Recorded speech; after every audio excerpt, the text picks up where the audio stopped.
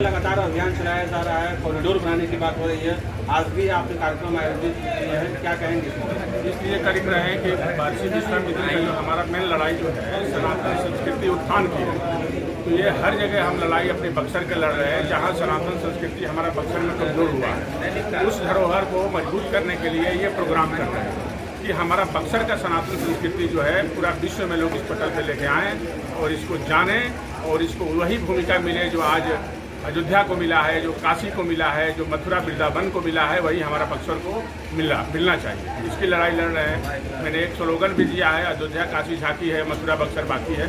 ये हमारी एक स्लोगन भी है जिसकी लड़ाई लड़ रहे हैं और ये लड़ाई पूरा बिहार तक जाएगी। इस बक्सर की लड़ाई ये अभी पटना में भी बहुत बड़ा प्रेस कॉन्फ्रेंस हम कर रहे हैं इसके लिए और वहाँ भी लड़ाई की मुहिम छेड़ दी है और ये दिल्ली तक जाएगी। ये लड़ाई ये बक्सर की रुकने वाली नहीं है, ये लड़ाई सनातन के दिल्ली तक जाएगी।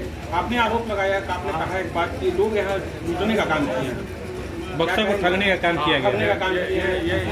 ये बात तो हम शुरू से कह रहे हैं। आप यदि देखें तो पहले से यदि ये लोग ठगने का काम नहीं किए होते तो आज बक्सर का जो है इतिहास कुछ और नहीं होता। आज आप देख लीजिए कि बक्सर एक बिहार का कुछ ऐसा जिला है जो मिथिलांचल जिसको कहते हैं, उसको क्या नहीं मिल गया। वहाँ के नेतृत्व जो है मजबूत है, वहाँ की उन्होंने लड़ाई लड़ा। आज मिथिलांचल हमारा बिहार का सबसे पिछड़ा हुआ एक समय था, सबसे आगे है।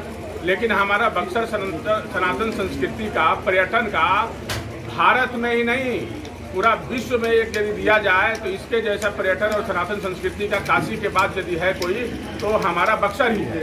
तो यहाँ के लोग नहीं ठगते तो आज बक्सर का निर्माण नहीं हो पा जाता बढ़िया। यहाँ नहीं मंदिर बनता, यहाँ कॉरिडोर नहीं बनता, यहाँ सनातन संस्कृति का उत्थान नहीं होता।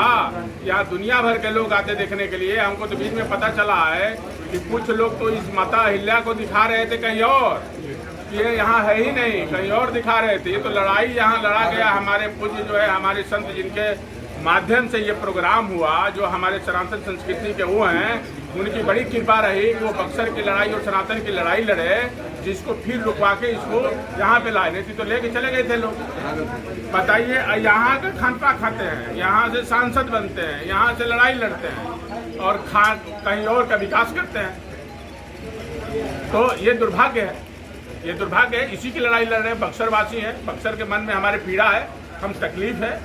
हम भी दिल्ली बॉम्बे रहते हैं लोग, लेकिन उस पीड़ा को जो है हम समझते हैं कि जब कोई पूछता है कि आप कहाँ के रहने वाले हैं तो जब हमको ये बताना पड़ता है बक्सर, तो कहाँ है बक्सर?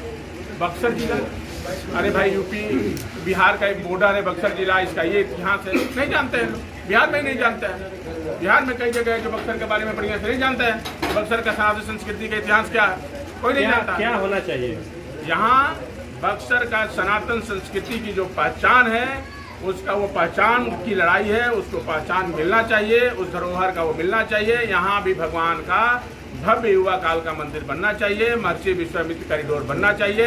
यहाँ से दुनिया में लोग आए और इस जगह में आके प्रणाम करें, उस जगह का धरोहर को देखें जहाँ च्यवन ऋषि, वामन अवतार, माता अहिल्या, जहाँ तड़कावध रामायण का यदि शुरुआत होता है तो हमारे बक्सर के भूमि से ही शुरुआत होता है। जब भगवान को राम जब उपाधि मिला, ये बक्सर की धरती है, ये विश्वामित्र की धरती है, जहाँ भगवान को मर्यादा पुरुषोत्तम का जो है उपाधि मिला। ये बक्सर का इतिहास है। मतलब कि बक्सर की सक्रिय राजनीति में दिखेंगे? नहीं, अभी ऐसा कोई मेरा मतलब नहीं है। अभी हमारा एक ही लड़ाई है कि हम बक्सर के सनातन संस्कृति की पहचान जो है पूरा देश में और लोग बड़े बड़े हमारे जो राजनेता जो देश में हैं उसकी पहचान दिलाएं, हमारी आवाज़ बक्सर की जनता बने। अभी इसकी कोई मतलब नहीं है, पहले भी बोल चुके। कोई राजनीतिक मेरा कोई महत्व नहीं है, कोई उस तरह की हम अभी नहीं कर रहे हैं। कोई राजनीति में जाना है, हम केवल सनातन संस्कृति की बात करते हैं। आप अगल बगल देख सकते हैं कि मेरे साथ कोई पॉलिटिकल आदमी नहीं बैठा हुआ है पार्टी का, सब बक्सर के लोग हैं, सनातनी हैं, बक्सर के आम जनता बैठी हुई है। मैं उसकी लड़ाई लड़ रहा हूँ।